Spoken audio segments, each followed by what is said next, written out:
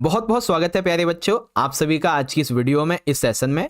और ये session class 11th की आपकी जो इकोनॉमिक्स की फर्स्ट बुक है, स्टैटिक्स फॉर इकोनॉमिक्स, यानी कि अर्थशास्त्र में सांख्यिकी। ठीक है, इसके लिए आज का हमारा ये 1 घंटे का महा एपिसोड बहुत ज्यादा इंपॉर्टेंट है बच्चों, क्योंकि इस सेशन में ना जो भी चैप्टर, जितनी भी यूनिट आपका अभी जो एग्जाम होने वाला है बच्चों, ठीक है, फाइनल के एग्जाम इसमें पूछी जाएंगी, उन सभी चैप्टर से हम लोग मोस्ट इंपॉर्टेंट क्वेश्चन आंसर को इस वीडियो में डिस्कस करेंगे। और जो भी क्वेश्चन हम यहाँ पे डिस्कस करेंगे ना, ज्यादा नहीं है, कुछ 20+ क्वेश्चन है। ठीक है, 20+ ऐसे क्वेश्चन है जो कि पिछले 10 साल के एग्जाम्स में ऑलरेडी इस किताब से पूछे जा चुके हैं। तो इस बात की संभावना बहुत ज्यादा बनती है बच्चों कि अभी जो फाइनल एग्जाम होगा, यहां से बहुत से क्वेश्चन डिट्टो भी रिपीट हो सकते हैं। ठीक है, खास करके थ्योरी वाले क्वेश्चन जो होते हैं आपके। और ये वीडियो का सबसे बेस्ट पार्ट ये बच्चों कि जो हिंदी मीडियम के बच्चे, उनके लिए भी ये वीडियो है, और साथ ही साथ इंग्लिश मीडियम के बच्चों के लिए भी। ठीक है, तो आप सभी चिंता मत करो, हिंदी और इंग्लिश दोनों ही मीडियम में आपको मैं समझाने वाला हूं। बस क्या करना है बच्चों, जो भी बच्चा सेशन से जुड़ता जाए, इसको लाइक जरूर करते चलिए, और साथ ही अपने सभी दोस्तों में इस सेशन को ज्यादा से ज्यादा शेयर भी करिएगा। ठीक है, चलो, जिसने इंस्टा पे फॉलो ना किया वो कर लीजिएगा। शुरुआत करते हैं बच्चों क्वेश्चन नंबर 1 से।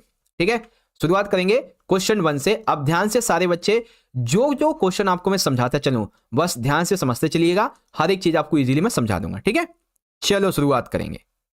देखो पहला क्वेश्चन, पहले देखो हिंदी में यहां पे लिखा हुआ है, इंग्लिश मीडियम में यहां पे लिखा हुआ है। जो बच्चा इंग्लिश मीडियम का हो तो वो क्या करे कि लाइव सेशन को वहीं पे पॉज कर ले, जैसे इंग्लिश मीडियम का आपको मैं दिखाऊंगा, और फिर आप उसको वहां से पढ़ लें इजीली। ठीक है, क्योंकि हिंदी मीडियम में आपको मैं समझाऊंगा, इंग्लिश मीडियम में आंसर क्वेश्चन दिखाता जाऊंगा। ठीक है, चलो क्वेश्चन नंबर 1 से शुरुआत करते हैं। सांख्यिकी किसे कहते हैं तथा सांख्यिकी के कोई 3 कार्य लिखिए। तो बच्चों जो सांख्यिकी है ना, उसको हम 2 तरीके से परिभाषित करेंगे। एक तो है एक वचन के रूप में सांख्यिकी, और एक है बहुवचन के रूप में। तो समझो, एक वचन के रूप में सांख्यिकी एक तरीके का वो साइंस है जो किसी विषय पर प्रकाश डालने के उद्देश्य से संग्रह किए गए आंकड़ों का संग्रहण है, आंकड़ों का वर्गीकरण, आंकड़ों का प्रदर्शन है, उनकी तुलना और व्याख्या करने की विधियों को बताता है। ठीक है, एक वचन के रूप में क्या है बच्चों सांख्यिकी, ये एक तरीके से एक ऐसा साइंस है जो किसी भी मुद्दे पे प्रकाश डालने के उद्देश्य के लिए जो आंकड़े होते हैं, उन सभी के मामले में ये चीजें करता है। बहुवचन के रूप में बात करेंगे तो जो सांख्यिकी है वो तथ्यों का समूह है, संख्यात्मक तथ्यों का समूह, नंबर्स का एक ग्रुप है ये, जिसने एक दूसरे से संबंधित रूप में प्रस्तुत किया जा सकता है, जो कि पर्याप्त सीमा तक की यहां पे जाता है। अब इसके कार्य क्या होते हैं बच्चों सांख्यिकी के, तो सांख्यिकी के ना कई कार्य होते हैं, जैसे कि जितने भी जटिल तथ्य होते हैं, जो काफी स्ट्रॉन्ग वो होते हैं ना, जो कॉम्प्लेक्स फैक्ट्स होते हैं, उन सभी को सिंप्लीफाई करके ये हमें समझाने में मदद करता है। ठीक है, तथ्यों को निश्चित स्वरूप प्रदान करता है, हमारी जो भी नीतियां वगैरह होती हैं इसके निर्माण में सहायता करता है, और किसी भी काम के लिए ना पूर्वानुमान लगाने में भी मदद करता है, तथ्यों की तुलना करता है। ठीक है, तुलना करती है एक तरीके से, व्यक्तिगत ज्ञान और अनुभव को बढ़ाती है, विभिन्न आर्थिक कारक जो है इसके संबंध मध्य जो संबंध है इनको ज्ञात करती है ना। इस तरीके से आप इसका आंसर लिखेंगे। वेल, सेम इंग्लिश मीडियम में देखेंगे, what is statics and right any 3 function of statics. तो स्टैटिक्स को सिंगुलर फॉर्म में हम कैसे समझेंगे, सिंगुलर फॉर्म में एज ए साइंस है ये, स्टैटिक्स इन प्लूरल फॉर्म, तो प्लूरल में ये न्यूमेरिकल फैक्ट्स का एक वो है, ग्रुप है एक तरीके से। ठीक है, फंक्शंस क्या होते हैं बच्चों स्टैटिक्स के, तो सिंप्लीफाई करता है कॉम्प्लेक्स फैक्ट्स को, प्रेजेंट करता है फैक्ट्स को एज ए उनकी डेफिनेशन जो फॉर्म है उसके बारे में, असिस्ट करता है पॉलिसी फॉर्मेशन में, and assisting for forecasting, comparing the facts. ठीक है, enhancing personal knowledge and experience. तो इस तरीके से ये इसके काम है। ठीक है, चलो सेकंड क्वेश्चन देखते हैं बच्चों। सेकंड क्वेश्चन, अर्थशास्त्र में सांख्यिकी के महत्व को उजागर कीजिए, यानी कि इकोनॉमिक्स में, ठीक है ना, जो highlights importance of the statics in economics. ठीक है, इंपॉर्टेंस क्या है स्टैटिक्स की इकोनॉमिक्स में, वो हमें यहां पे हाईलाइट करनी है। तो कैसे लिखेंगे बच्चों, अर्थशास्त्र में सांख्यिकी का महत्व। सबसे पहला, अर्थशास्त्र की प्रत्येक शाखा अपने विभिन्न आर्थिक सिद्धांतों को सिद्ध करने के लिए सांख्यिकी की सहायता लेती है। ठीक है, अर्थशास्त्र में प्रत्येक शाखा जो होती है ना, वो अपने आर्थिक सिद्धांतों को सिद्ध करने के लिए सांख्यिकी की सहायता लेती है, आर्थिक समस्याओं को समझने के लिए और उसे हल करने में सहायता करती है। देखो ध्यान से समझ लेना, ये जो है ना हल करने में सहायता करती है, ये उसको हल नहीं करती है, सहायता करती है एक तरीके से। आर्थिक समस्या को हम समझ सकते हैं, उसको कैसे सुलझाया जाए, ऐसे ही हमें ना कुछ जो तथ्य वो सुझाव देती है। बाजार संरचनाओं का अध्ययन करने में सहायता करती है, ठीक है। गणितीय संबंध स्थापित करने में सहायता करती है। विभिन्न आर्थिक अवधारणाओं के व्यवहार के अध्ययन में सहायक होती है। आर्थिक नीतियों के प्रभाव व मूल्यांकन में सहायक होती है ना। तो इस तरीके से बोलेंगे इंपॉर्टेंस क्या है स्टैटिक्स की इन इकोनॉमिक्स, तो इजीली आप यहां से पढ़ सकते हैं।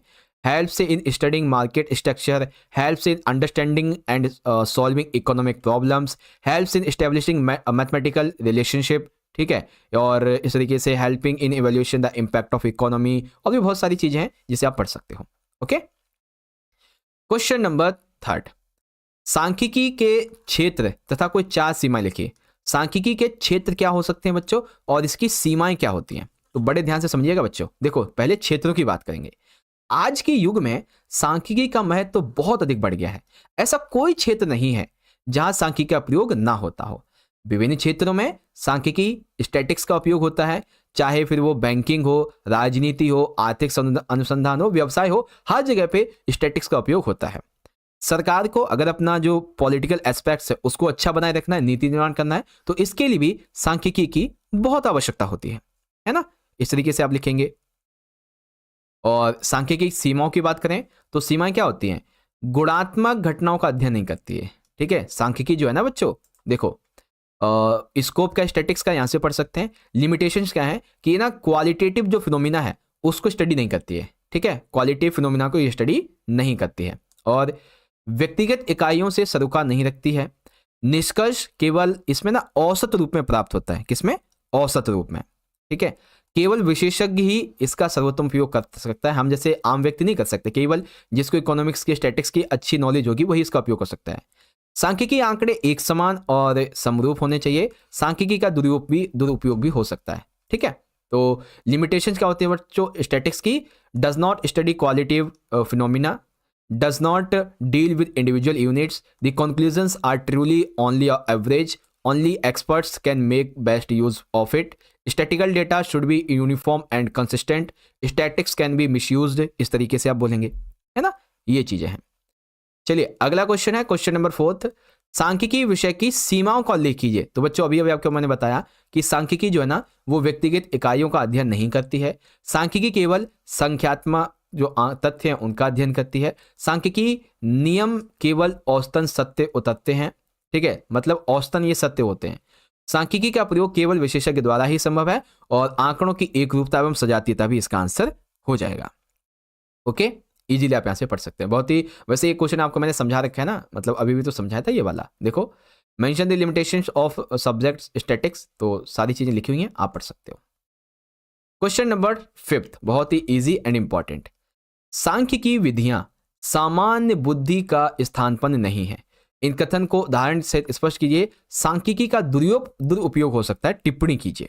मतलब कि बच्चों जो सांख्यिकी की विधियां हैं ना वो ऐसे मान लो कि आम व्यक्ति के लायक नहीं है। इस कथन को उदाहरण से समझाइए, और इसका दुरुपयोग भी हो सकता है ये भी बताइए, है ना। तो इसका भी आंसर इजीली आप देख सकते हैं बच्चों, ये रहा। और रही बात इसकी इंग्लिश मीडियम की, तो ये रहा कि statistical methods are not substitute for common sense, explain the statement with the help of an example, statistics can misused, comment. तो कैसे करेंगे इसका आंसर, आप यहां से पढ़ सकते हैं। ओके, चलो क्वेश्चन नंबर 6 एंड काफी इंपॉर्टेंट है बच्चों, कई बार पेपर में आ चुका है ये। प्राथमिक और द्वितीयक आंकड़ों में अंतर स्पष्ट कीजिए। तो बच्चों जो प्राथमिक आंकड़े होते हैं वो क्या होते हैं, द्वितीयक आंकड़े क्या होते हैं, इनमें डिफरेंस बताइए, ठीक है। तो बच्चों देखो प्राथमिक आंकड़े वे होते हैं जो अनुसंधानकर्ता के द्वारा अपने उद्देश्य के लिए सर्वप्रथम एकत्र किए जाते हैं, यानी कि वो स्वयं एकत्र करता है इनको, उसके मूल स्रोत थे। प्राथमिक आंकड़े मौलिक होते हैं क्योंकि अनुसंधानकर्ता स्वयं उन्हें मौलिक स्रोत से एकत्रित करता है। प्राथमिक आंकड़ों को एकत्रित करने में अधिक धन, समय और परिश्रम की आवश्यकता होती है। यदि अनुसंधानकर्ता जैसे मान लीजिए 11वीं कक्षा के विद्यार्थियों से पूछ कर अर्थशास्त्र विषय की उनकी अंकों की सूची बनाता है, तो ये प्राथमिक आंकड़े हैं, क्योंकि वो रिजल्ट तैयार कर रहा है उनसे पूछ के, जो कॉपी उन्हें चेकिंग के बाद मिली थी उससे, ठीक है, ऐसे करके। और इसी को इंग्लिश में देखेंगे, explain the difference between primary and secondary data. तो प्राइमरी डेटा क्या होता है बच्चों, इसके बारे में आप यहां से पढ़ सकते हैं, ठीक है। फिर जो सेकेंडरी डेटा है इसके बारे में भी ये सारे पॉइंट आप यहां से रीड आउट कर सकती हो बच्चों, ठीक है, सेकेंडरी डेटा। चलो अब सेकेंडरी डेटा को हिंदी में देखेंगे। द्वितीयक आंकड़े क्या होते हैं बच्चों? द्वितीयक आंकड़े वे आंकड़े होते हैं जो पहले एकत्रित किए जा चुके होते हैं। ये किसी दूसरे उद्देश्य के लिए किसी अन्य संस्था के द्वारा संग्रहित किए हुए होते हैं, यानी कि ये पहले एकत्रित किए जा चुके होते हैं, तो कोई अन्य व्यक्ति किसी संस्था के द्वारा एकत्रित जो कर रखे होते हैं ना, वहां से निकालते हैं। द्वितीयक आंकड़े मौलिक नहीं होते क्योंकि अनुसंधानकर्ता उन्हें व्यक्तियों से या फिर संस्थाओं के अभिलेखों से प्राप्त करता है। द्वितीयक आंकड़ों को एकत्रित करने में बहुत ही कम धन, समय और परिश्रम की आवश्यकता होती है। जैसे मान लीजिए यदि अनुसंधानकर्ता कक्षा अध्यापक के माध्यम से स्कूल रिकॉर्ड जैसे कि अंक सूची, रिजल्ट रजिस्टर से जानकारी प्राप्त करता है, तो ये क्या है? उससे अर्थशास्त्र की अंक सूची बनाता है, तो ये द्वितीयक आंकड़े होते हैं। और आपसे पूछ पूछ के रिजल्ट बनाता है आपका, तो वो प्राथमिक आंकड़े हो गए, है ना, इस तरीके से। क्वेश्चन नंबर 77, प्राथमिक आंकड़े एकत्रित करने की व्यक्तिगत साक्षात्कार विधि क्या है? इसके गुण और दोषों का वर्णन कीजिए। मतलब जब हम प्राथमिक आंकड़े प्राप्त करते हैं ना बच्चों, तो इसमें जो व्यक्तिगत साक्षात्कार विधि है ये क्या होती है? इसको इंग्लिश में देखेंगे बच्चों। तो what is the personal interview method of collecting primary data, describe it's merits and demerits, इसके बारे में हमें बताना है। तो आप यहां से पढ़ो, बाकी हिंदी में यहां से समझो। पहले व्यक्तिगत साक्षात्कार विधि क्या होती है? यह विधि तभी उपयोग में लाई जाती है जब शोधकर्ता सभी सदस्यों के पास जा सकता हो, ठीक है, जो आंकड़े उसे चाहिए उसके लिए वो सभी सदस्यों के पास जा सकता हो, तब ये उपयोग होती है। इसमें शोधकर्ता आमने सामने होकर जो व्यक्ति है उससे सवाल जवाब करता है, उससे आंकड़े एकत्र करता है। शोधकर्ता को यह अवसर भी मिलता है कि वह उत्तरदाता के अध्ययन के उद्देश्य के बारे में बता सके तथा जो उत्तरदाता है वो किसी भी पूछताछ का जो जवाब है वो आसानी से दे सके, है ना। तो इसमें आमने सामने बैठ के बातचीत होती है एक तरीके से। ओके, अब इसके गुण क्या है, दोष क्या है? तो गुण ये है कि इस विधि से ना हमें उच्चतम अनुक्रिया दर प्राप्त होती है, ठीक है। इसमें गलत व्याख्या या फिर गलत फहमी की कोई गुंजाइश नहीं होती है। इसमें गलत व्याख्या भी नहीं होती, ना ही तो गलत फहमी होती है। उत्तरदाता की प्रतिक्रियाओं को देखकर कुछ संपूरक सूचनाएं भी प्राप्त हो सकती हैं, यानी कि उत्तरदाता जो है ना, इसकी प्रतिक्रियाओं को देखकर कुछ सूचनाएं अन्य भी प्राप्त होती हैं। अस्पष्ट प्रश्नों के लिए स्पष्टीकरण का अवसर मिलता है। कुछ प्रश्न ऐसे होते हैं ना जो एकदम सही नहीं होते, तो उनके लिए एक स्पष्ट एक्सप्लेनेशन, स्पष्टीकरण भी देखने को मिलता है बच्चों, ठीक है। फिर है व्यक्तिगत साक्षात्कार विधि के दोष। अब दोष क्या है? पहली बात तो बहुत ज्यादा खर्चीली है। इसमें प्रशिक्षित साक्षात्कारकर्ताओं की आवश्यकता होती है। इसमें सर्वेक्षण पूरा करने में काफी समय लग जाता है। कभी कभी शोधकर्ता की उत्पत्ति के कारण उत्तरदाता सही बात भी नहीं बताते हैं, है ना, ये चीजें होती हैं। अब सेम इंग्लिश मीडियम में देख लेंगे बच्चों इसको। तो पर्सनल इंटरव्यू मेथड क्या होता है, इसके मेरिट्स क्या होते हैं एंड इसके डिमेरिट्स या फिर डिसएडवांटेजेस क्या होते हैं, ये पढ़ लीजिए, ठीक है। अब बारी आती है क्वेश्चन नंबर 8 की। 8वां है जनगणना यानी कि संगणना एवं प्रतिदर्श यानी कि निर्दर्शन। बच्चों याद रखना, एग्जाम में संगणना विधि या फिर निर्दर्शन भी पूछा जा सकता है, जनगणना और प्रतिदर्श विधि भी पूछा जा सकता है। इसमें आपको 5-5 अंतर यहाँ पे बताने हैं। कितने कितने अंतर सर जी? 5-5 अंतर बताने, ज्यादा नहीं, सिर्फ और सिर्फ 5-5 अंतर। तो क्या क्या अंतर होंगे बच्चों? देखो, पहले जनगणना यानी कि संगणना विधि, इसके अंतर्गत सभी इकाइयों व्यष्टियों को सम्मिलित किया जाता है। क्योंकि जनगणना विधि के अंतर्गत सभी इकाइयों का अध्ययन किया जाता है, इसीलिए उच्च स्तर की परिशुद्धता भी इसमें पाई जाती है। इस विधि में सभी इकाइयों का अध्ययन किया जाता है, इसीलिए यह बहुत ही खर्चीली होती है और इसमें ना समय और श्रम भी बहुत ज्यादा लगता है, ठीक है। कुछ परिस्थितियों में संगणना विधि का प्रयोग बहुत ही कठिन होता है या प्रयोग किया ही नहीं जा सकता है, जैसे डॉक्टर के द्वारा रोगी के खून की जांच वगैरह करना, तो ऐसे में इसका उपयोग नहीं किया जा सकता। जहां पर समग्र की इकाइयां विजातीय हो, वहां जनगणना विधि उपयुक्त होती है। जहां अनुसंधान का क्षेत्र तुलनात्मक रूप से छोटा हो, वहां जनगणना विधि उपयुक्त होती है। कुछ इस तरीके से हम लिखेंगे, ठीक है बच्चों। तो ये हो गया आपका यहाँ पे। अब बारी आती है प्रतिदर्श विधि की यानी कि निर्दर्शन विधि की। तो देखो कैसे लिखेंगे। प्रतिदर्श समष्टि के चयनित किया गया एक छोटा सा समूह होता है जो समष्टि के गुणों का प्रतिनिधित्व करता है। इसके द्वारा समूह से संबंधित सूचनाएं भी प्राप्त की जा सकती हैं। चूंकि प्रतिदर्श विधि के अंतर्गत केवल प्रतिनिधित्व इकाइयों का ही अध्ययन किया जाता है, इसीलिए कम परिशुद्धता होती है। यद्यपि त्रुटियों की पहचान आसानी से करने के पश्चात उन्हें दूर भी किया जा सकता है।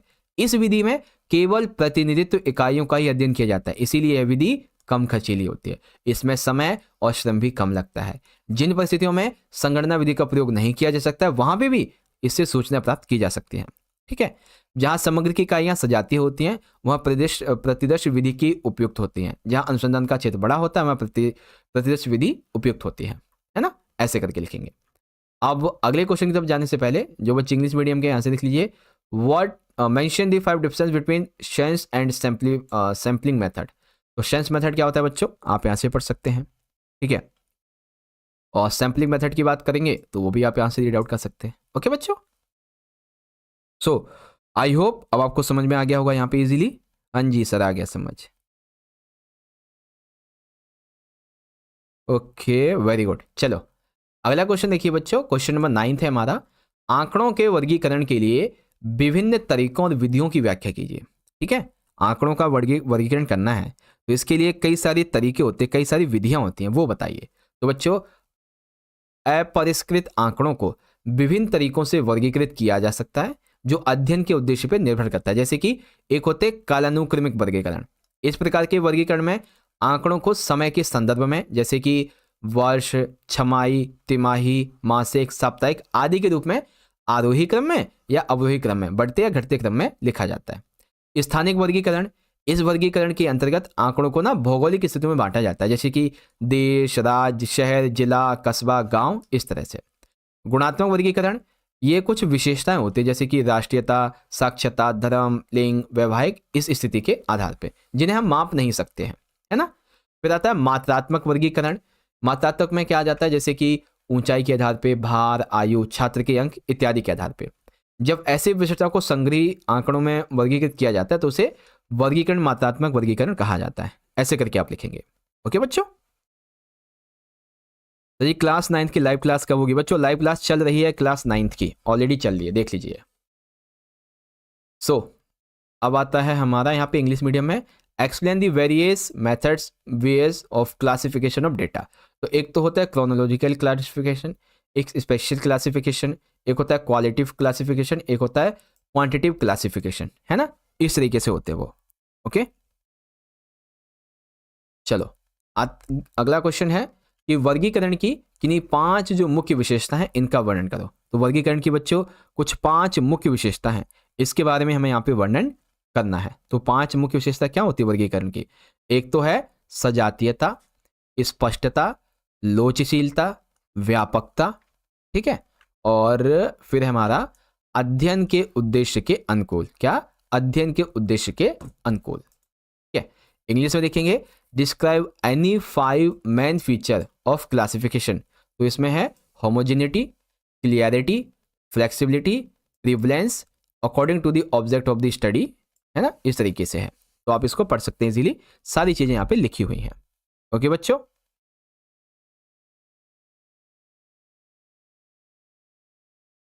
अगला 11th है वर्गीकृत आंकड़ों में सूचना की क्षति का क्या अर्थ है। जो आंकड़े वर्गीकृत होते हैं ना, उसमें सूचना की क्षति का क्या मतलब होता है बच्चों? ठीक है, क्या मतलब होता है? ठीक है, तो देख सकते हैं मैंने आंसर लिखा हुआ इजीली, आप ऐसे ये डाउट कर लीजिए। ठीक है, और ये है कि in classified data what is mean by loss of information. तो in classified data loss of information क्या होता है, आप यहां से पढ़ लीजिए। ठीक है, क्या लिखा हुआ है बच्चों, ध्यान से देखो। आवृत्ति वितरण अपरिष्कृत आंकड़ों को संक्षिप्त और समझने योग्य बनाता है, परंतु वह उस वर्णन को नहीं दर्शाता जो कि अपरिष्कृत आंकड़ों में पाया जाता है, जिसे सूचना की क्षति होती है। जैसे कि मान लीजिए उदाहरण के लिए 20 से लेके 30 में 5 मूल्य 22, 25, 23, 28, 27 शामिल है। ठीक है, जब ऐसे आंकड़ों को 20 से 30 के रूप में समूहित किया जाता है तब व्यक्तिगत मूल्यों का कोई महत्व नहीं होता, केवल आवृत्ति को 5 बार लिखा जाएगा कि ये 5 बार आए हैं, ना कि वास्तविक मूल्यों को, जो कि इस वर्ग के सभी मूल्यों के वर्ग अंतराल या वर्ग चिन्ह के माध्यम में मान लिया जाता है। ठीक है, सांख्यिकी गणना वास्तविक मूल्यों के बजाय केवल वर्ग चिन्ह के मूल्य पर आधारित होती है, परिणाम स्वरूप इससे ही सूचना की व्यापक हानि होती है ना। ऐसे करके आप लिखेंगे। ओके, तो इंग्लिश का सैंपल पेपर सॉल्व करवा दीजिए बच्चों। 9th की लाइव सेशन चल रही है, काहे चिंता ले रहे हैं। ठीक है, तो डेटा का जो लॉस है, लॉस ऑफ इंफॉर्मेशन, ठीक है ना, वो कैसे होता है बच्चों, आप यहाँ से पढ़ सकते हैं, बता दिया मैंने। फिर अगला क्वेश्चन है, वर्गीकरण समीकरण से कैसे भिन्न होता है तथा ग्राफिक प्रस्तुति की लाभ तथा सीमा लिखिए। तो सबसे पहले बात करेंगे वर्गीकरण, जो सारणीकरण है, वर्गीकरण जो है ना वो सारणीकरण से कैसे भिन्न होता है इसके बारे में। तो बच्चों ध्यान से देखो, वर्गीकरण विशेषताओं के आधार पर आंकड़ों का वर्गीकृत करने की एक विधि है। वर्गीकरण क्या बच्चों, विशेषताओं के आधार पर आंकड़ों का वर्गीकृत करने की एक विधि होती है, लेकिन सारणीकरण पंक्तियों और स्तंभों में वर्गीकृत आंकड़ों की प्रस्तुति होती है। ठीक है, सारणीकरण जो है ना वो वर्गीकरण के आधार पर किया जाता है। अब जैसे जो ग्राफिक प्रस्तुति है, इसके लाभ क्या होते हैं बच्चों, जब हम कोई ग्राफ बनाते हैं तो इसके हमें क्या लाभ मिलते हैं। तो सबसे पहला, जो जटिल आंकड़े होते हैं वो सरल बनते हैं, जटिल आंकड़े सरल बनते हैं। पूर्वानुमान में सहायक होता है, रुझानों और विधियों को आसानी से अध्ययन किया जा सकता है। सांख्यिकी स्थिति और औसत का स्थान सहायक होता है। ठीक है, त्वरित तुलना में उपयोगी होता है, यानी कि जल्दी से हम किसी की तुलना कर सकते हैं। अब बात आती है सीमाएं की, तो इसमें सटीक मान नहीं दिखाई देते हैं। ठीक है, इसमें ना जैसे ग्राफ होता है ना, तो इस तरीके से वो कुछ ऐसा एक पैरेलल जो ड्राउन है वो बना हुआ होता है, या फिर कुछ ऐसी लाइन खींची होती है ऐसे करके, है ना।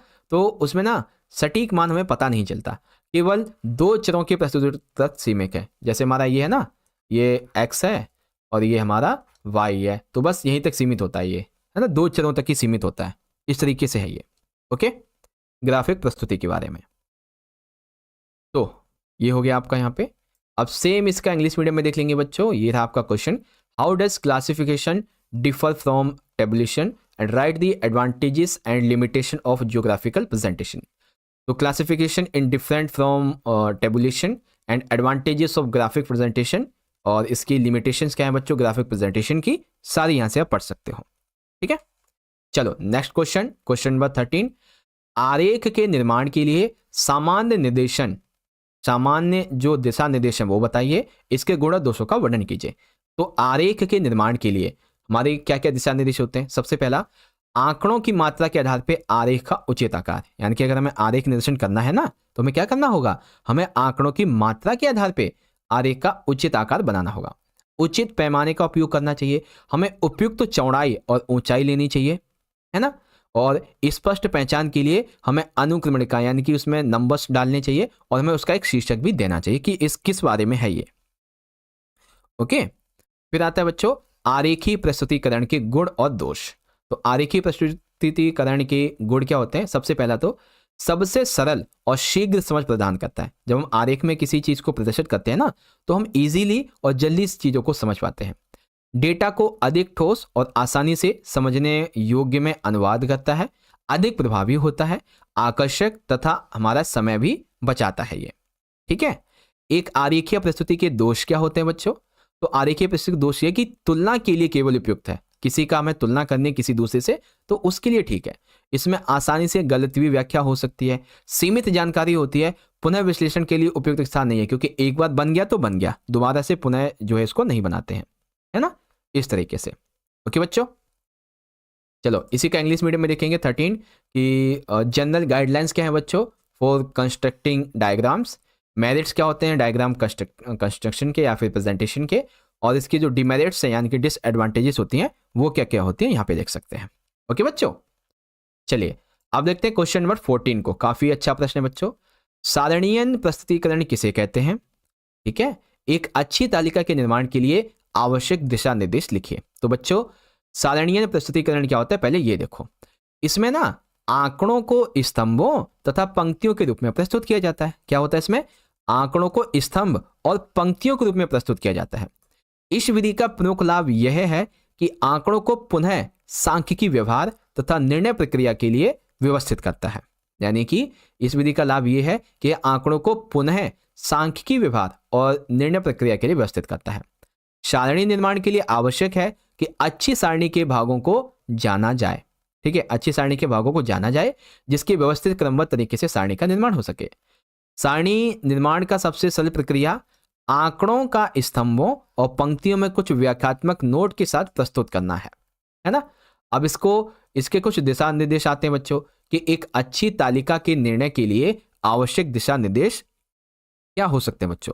ठीक है, तो देखो, आदर्श आकार, एक सही आकार, स्तंभ पंक्तियों का उपयुक्त आकार देना, ओवरलैपिंग के बिना व्यवस्थित प्रस्तुति करना, बड़ी संख्याओं का सन्निकटन, स्वव्याख्यात्मक, तुलनीय, एक तालिका के सभी भाग होने चाहिए, इस तरीके से, है ना। अब यहाँ पे देख लेंगे इंग्लिश में कि what is tabular presentation and right essential guidelines for constructing of a good table. तो टेबुलर प्रेजेंटेशन क्या होती है, इसके बारे में ये 3 पॉइंट है और कुछ गाइडलाइंस हैं एक अच्छी गुड टेबल बनाने के लिए, तो वो भी आप यहाँ से देख सकते हैं। ओके, चलो आगे देखेंगे। क्वेश्चन नंबर है हमारा यहाँ पे 15, इसमें है माध्य किसे कहते हैं, माध्य के प्रकार, गुण, अवगुण। तो माध्य के बारे में सारी चीजें समझेंगे। तो माध्य क्या होता है, माध्य अंकगणितीय माध्य वह संख्या है जो एक श्रृंखला की सभी मतों के मूल्य को जोड़कर उनकी कुल मतों की संख्या से विभाजित करके प्राप्त होती है। ठीक है, तो माध्य क्या है बच्चों, एक ऐसी अंकगणितीय संख्या है, मतलब अंकगणितीय माध्य वो संख्या होती है जो भी श्रृंखला है उसके सभी मतों के मूल्यों को जोड़कर कुल मतों की संख्या से विभाजित करके प्राप्त की जाती है। अब ये 2 तरीके के होते हैं, एक होता है सरल माध्य, एक होता है भारित माध्य। तो सरल माध्य जब किसी श्रेणी की सभी वस्तुओं को समान महत्व दिया जाता है तो उसे सरल माध्य कहते हैं। भारित माध्य में जब एक श्रृंखला की विभिन्न वस्तुओं को उनके सापेक्ष महत्व के अनुसार अलग अलग भार दिया जाए तो इसे भारित माध्य कहते हैं, अलग अलग को भारित कहते हैं। अब इसके गुण और दोष देखिए बच्चों। तो माध्य के गुण क्या होते हैं, माध्य की गणना करना बहुत ही सरल हो जाते हैं, इसका मान निश्चित होता है, यह सभी मूल्यों पर आधारित है और इसकी तुलना करना सरल होता है। लेकिन अवगुण क्या है, यह सीमांत और चरम मूल्यों से अधिक प्रभावित होता है। माध्यमान श्रृंखला में मौजूद नहीं हो सकता, इसके भ्रामक निष्कर्ष निकल सकते हैं, इसे ग्राफ की सहायता से भी नहीं दिखाया जा सकता है। ठीक है, तो इसे कहते हैं बच्चों माध्य के गुण और अवगुण।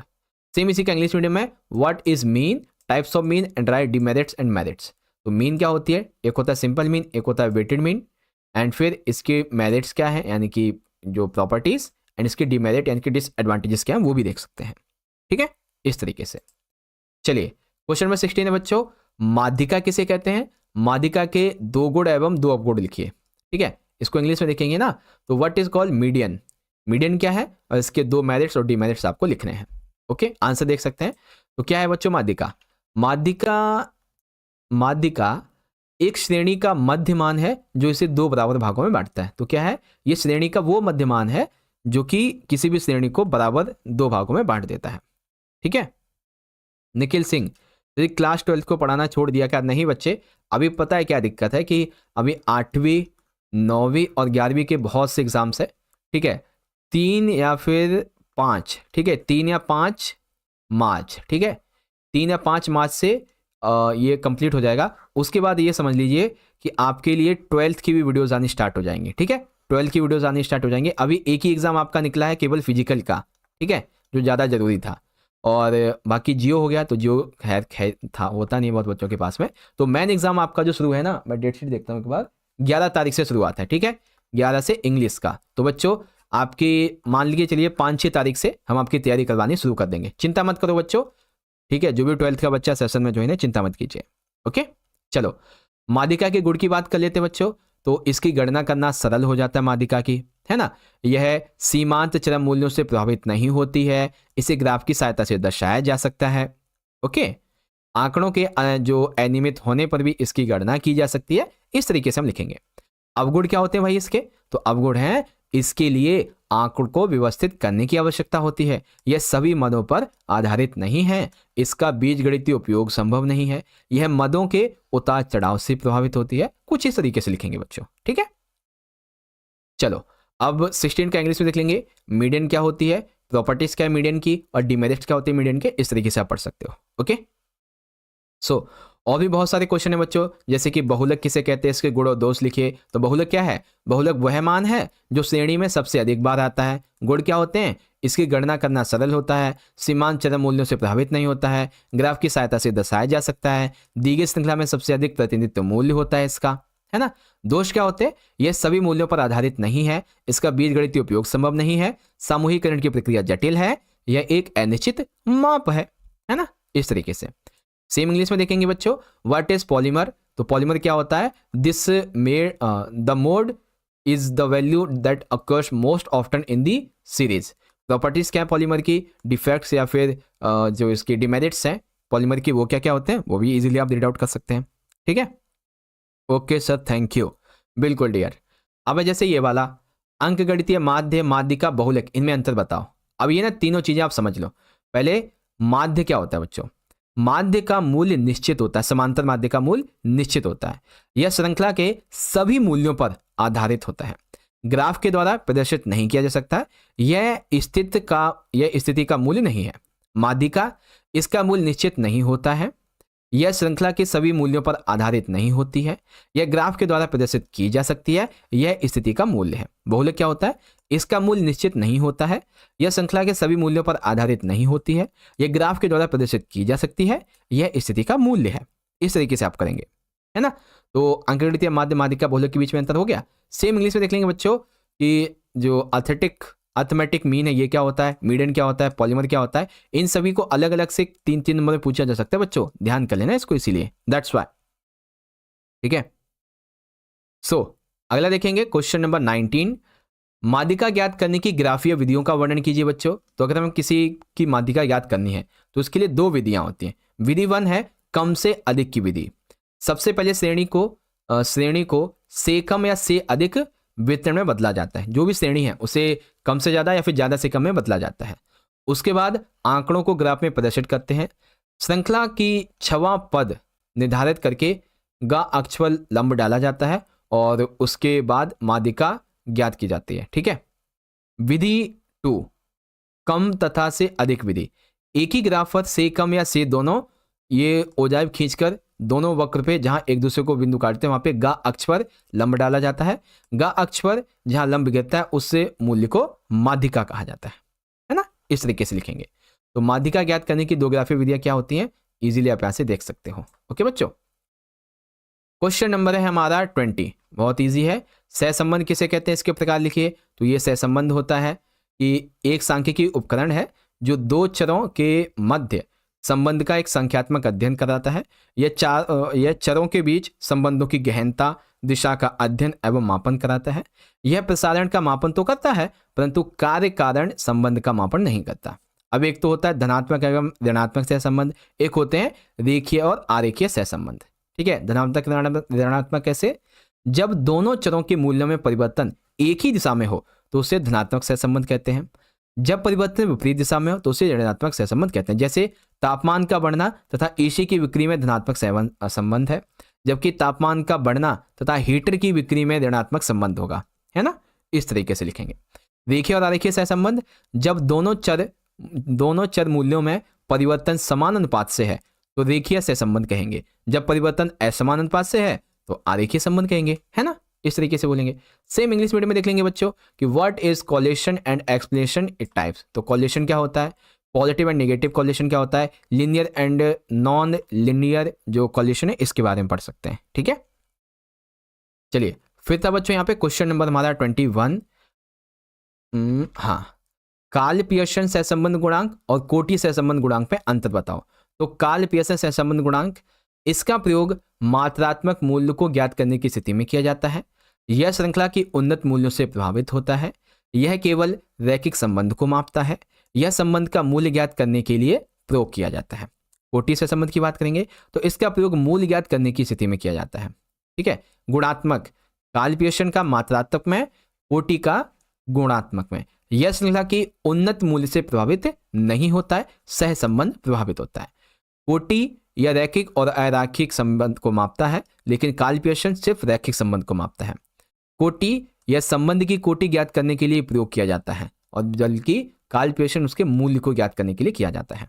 ओके बच्चों, तो ये हो गया आपका यहाँ पे कि काल पियर्सन कॉलेशन कोएफिशिएंट क्या है और रैंक कॉलेशन कोएफिशिएंट क्या होता है, इस तरीके से। ओके, क्वेश्चन नंबर हमारा है 22।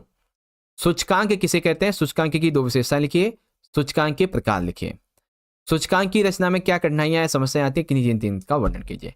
तो सूचकांक क्या है बच्चों, सूचकांक एक ऐसी सांख्यिकीय माप है जो समय, स्थान और अन्य विशेषताओं के आधार पर किसी चर या चर मूल्यों के समूह में होने वाले परिवर्तन को प्रदर्शित करता है। सूचकांक की विशेषता ये होती है कि सूचकांक संख्यात्मक तथ्य हैं जो किसी चर में होने वाले परिवर्तनों के संख्यात्मक तथ्यों को प्रदर्शित करता है। सूचकांक केवल औसतन परिवर्तन को दर्शाता है। सूचकांक सापेक्ष प्रतिशत परिवर्तन को प्रदर्शित करता है ना, इस तरीके से लिखेंगे। सूचकांक के कई प्रकार होते हैं, जैसे कि एक होता है कीमत सूचकांक, यह निश्चित समय अवधि में कीमतों में होने वाले परिवर्तन को मापता है। वर्तमान सूचकांक के उदाहरण जैसे कि थोक कीमत मूल्य सूचकांक हो गया, उपभोक्ता कीमत सूचकांक हो गया, है ना।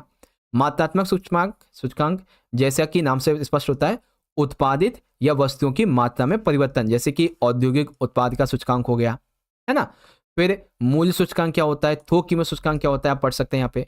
अब इस सूचकांक के निर्माण में ना बहुत सारी समस्याओं का सामना करना पड़ता है, जैसे कि एक तो सूचकांक के उद्देश्य को ध्यान में रखना पड़ता है, आधार वर्ष का चुनाव करना, वस्तुओं तथा सेवाओं का चुनाव करना, ठीक है, फिर विधि का चुनाव करना। तो ऐसी बहुत सारी समस्या हैं जिसका सामना सूचकांक तैयार करते समय करना पड़ता है बच्चों, ठीक है। आई होप आप समझ गए होंगे। हाँ जी सर, हाँ जी हाँ जी हाँ जी, समझ गए, वेरी गुड। चलिए, बहुत अच्छी बात है, समझ गए, बहुत अच्छी बात है। हाँ जी, क्लास 12 की वीडियोस आ जाएंगी, चिंता मत कीजिए, क्लास 12 की वीडियोस आ जाएंगी, बहुत अच्छे। यहाँ पे देख लेंगे, ये रहा index, feature of the index, types of the index, easily आप यहाँ से पढ़ सकते हैं बच्चों, ठीक है।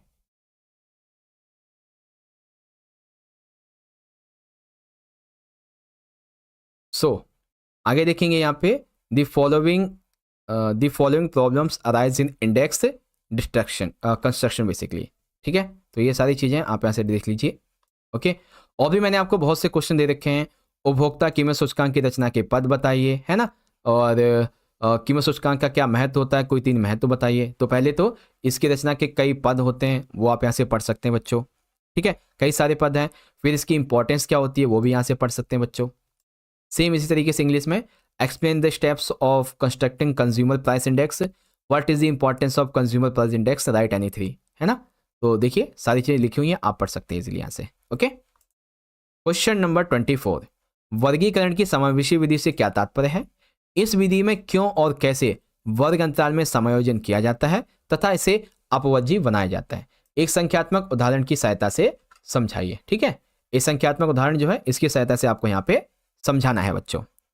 तो चलो समझाते इसको अच्छे तरीके से, क्या कहा गया यहाँ पे।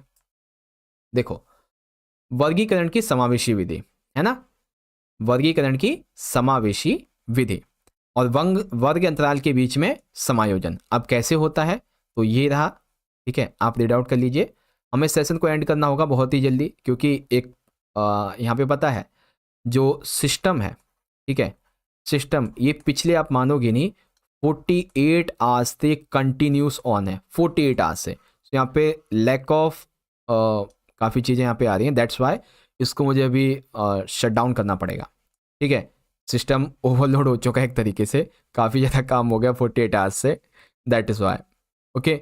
सो आप सभी बच्चे इसको पढ़ लीजिए, ठीक है, और समायोजन वगैरह जो भी है आप रीड आउट कर लीजिएगा।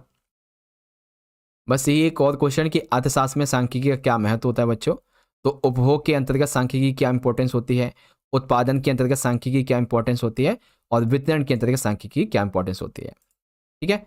देख लेंगे इंग्लिश में, पहले तो वो वाला जो था ना, इंक्लूसिव मेथड ऑफ क्लासिफिकेशन क्या होता है, और फिर adjustment between the class intervals वो क्या होता है, और what is the importance of statics in economics वो क्या होता है, ठीक है ना। इस तरीके से आप यहाँ से डाउट कर लीजिएगा, ठीक है। वेल बच्चों, हम लोग सेशन को एंड करते हैं, ठीक है। मुझे पता नहीं है कब से एकदम से बंद हो जाए, सो दैट्स वाई बच्चों हम लोग इस सेशन को यहाँ पे एंड करते हैं। एंड आई होप आपको सारी चीज़ समझ में आ गई होंगी। तो बच्चों मिलते हैं आपसे अगले सेशन में। अब देखो, अभी जो आपके और एग्जाम बचे हुए हैं ना बच्चों, चिंता मत करो, अभी आपके जो बाकी के एग्जाम बचे हुए हैं, जैसे कि आपको मैं यहाँ पे थोड़ा सा रिमाइंड करवा दूँ, जैसे कि अभी आपका बचा हुआ है जियोग्राफी, ठीक है, जियोग्राफी बचा हुआ है, हिस्ट्री है आपका अभी, ठीक है, जियोग्राफी हिस्ट्री है, और सोशियोलॉजी है, प्लस में आपका होम साइंस है, और साथ ही साथ एसकेटी भी है, संस्कृत भी। तो बच्चों ये जो 4-5 सब्जेक्ट आपके बचे हुए हैं ना, हम आपको ना इन सभी सब्जेक्ट की बहुत अच्छी तैयारी करवा देंगे, बिल्कुल चिंता मत करो। आज से ही आपके लिए ऐसी वीडियोज आनी शुरू हो जाएंगी, बिल्कुल चिंता मत करो, आज से ही आपके लिए ऐसी वीडियोज आनी शुरू हो जाएंगी। और साथ ही साथ जो क्लास 12th के बच्चे हैं उनके लिए भी वीडियोस 5 या 6 तारीख से, ठीक है ना, 5 या 6 तारीख से आने शुरू हो जाएंगे। ओके, 5 या 6 तारीख से। सो बच्चों आज के सेशन को यहीं पे एंड करते हैं। कोई डाउट वगैरह हो तो आप हमें इंस्टा पे मैसेज कर सकते हैं, इंस्टा पे जुड़ जाइए बच्चों, क्योंकि 11th तो आपको हम पढ़ा ही रहे हैं, 12th का जो सेशन आपका नया बनेगा उसमें भी हम आपको पढ़ाएंगे, ठीक है, चिंता मत कीजिए, ठीक है। चलो बच्चों, मिलते हैं आपसे नेक्स्ट सेशन में, तब तक के लिए आप सभी बच्चे पढ़ते रहिए और बहुत अच्छे से अपना ख्याल रखिएगा। बहुत बहुत धन्यवाद। जय हिंद, जय भारत, वंदे मातरम।